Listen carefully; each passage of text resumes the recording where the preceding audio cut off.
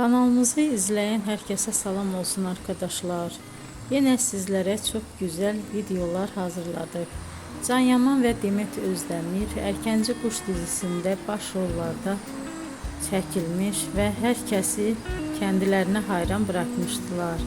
Bizler onları hep birbirine yakıştırdık.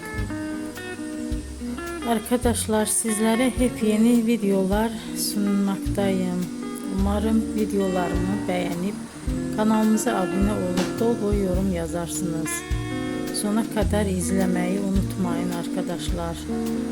Herkese teşekkür ederim.